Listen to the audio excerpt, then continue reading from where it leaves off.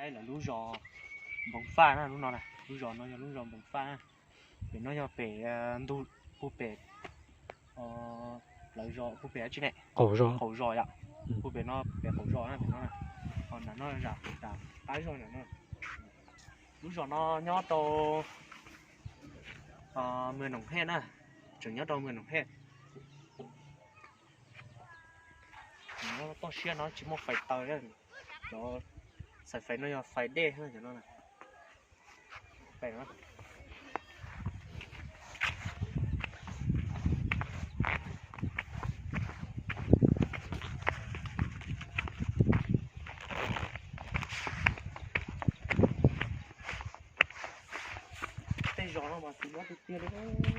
tiền lịch tiền rồi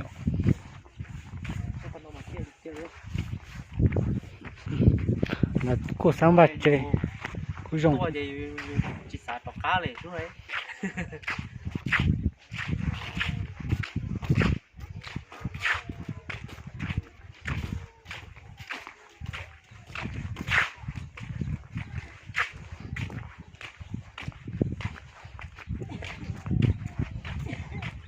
xả tua chỉ xả trỏ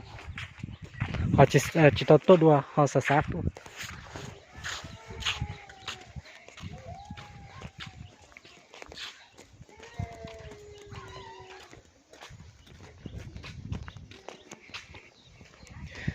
lúc này lúc chế vua đó lúc nó là nên thích tao bỏ chế vua đôi vậy lúc nó đó bây giờ lúc nó chế vua vậy nó là chế vua thế lúc nó là thế lúc sáng cái gì thế lúc giờ cắm bướng à thế lúc chẳng chẳng ngắn thế thế gì này chẳng chẳng nhẹ trời thế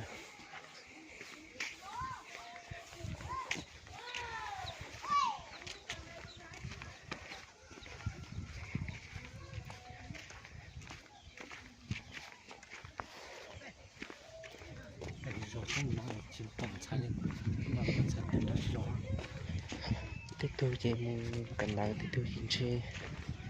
mù giò chơi cái lòng thiệt coi nhẹ quan trọng cho mình vậy là tết rồi cái đại nó là tết nó rất trời ạ nó chả nó tôi chút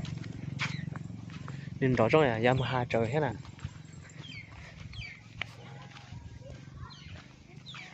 thế chỉ vô nó cũng chia trong có cơ thế này nhá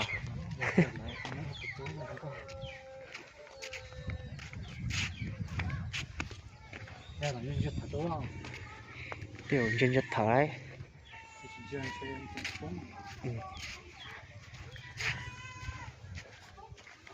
là món tông cho là chua về ra nào tập của theo vô bây giờ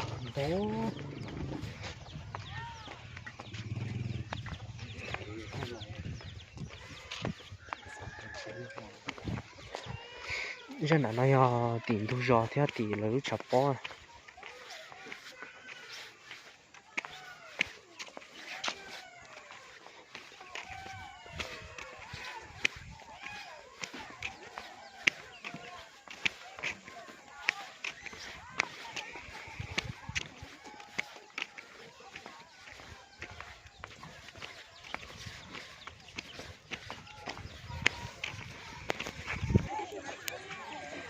nó giờ là lúc chập bó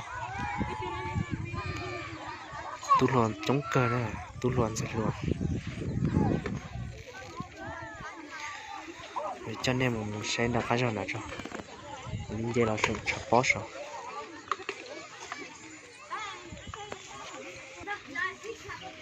giờ là nó giờ đặt cái rồi này nó nè rồi cô đà được phố không đà thế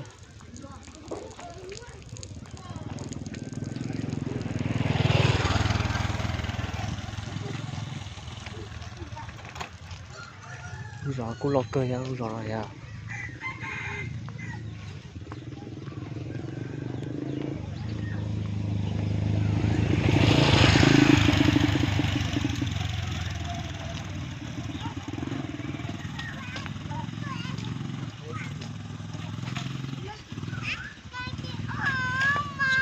dầu á. ôi tôi được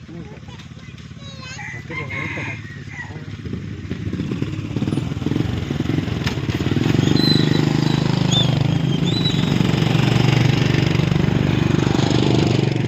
to quá À chị. có cả to Giờ lông chén quá. Cái giờ lông chén đấy. Ra bù sổ nó nhà bù bẩn bù rò, khổ rò. Cái ta sổ lò sổ nó. Khổ nó nhà tới rò nó nè. Đâu rò nhất phun đạn nó đấy. Xong cho kè bây giờ một trẻ chỉ cho nó thôi.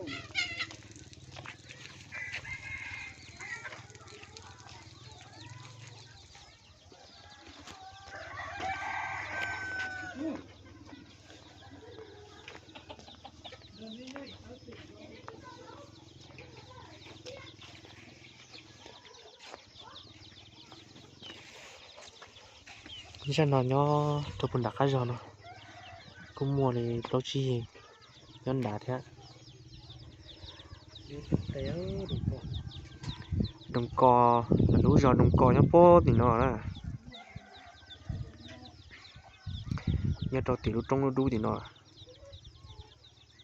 cái đầu lúc trong nó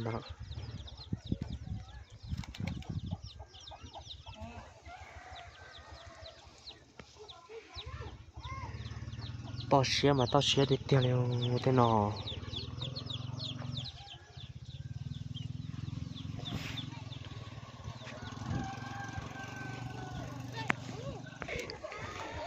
số nó là lúc chập bó số nó này để nó xó tu lùa theo phải lùa trong cái tiền nó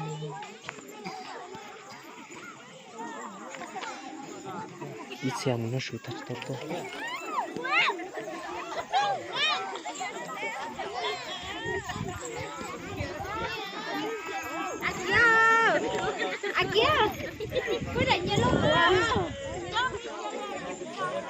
mai là mình uống chế vào nó này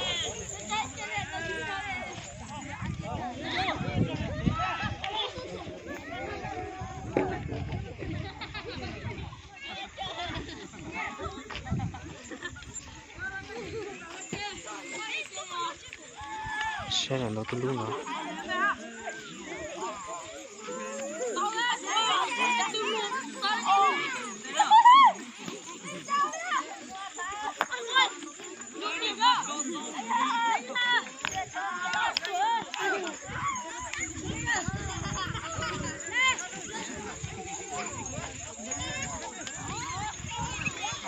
cái lúc đó có xí nhóc cơ thế mà lúc đó nào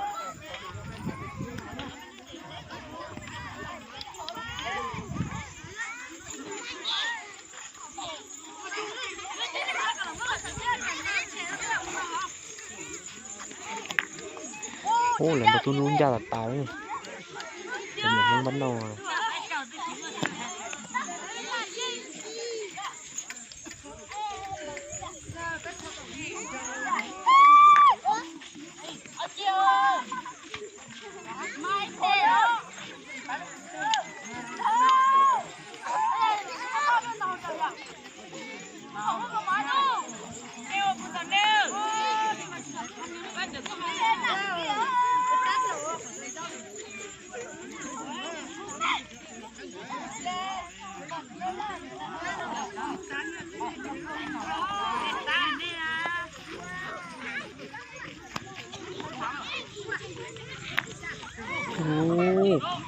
Con trai trâu nó lần đầu tôi luôn à.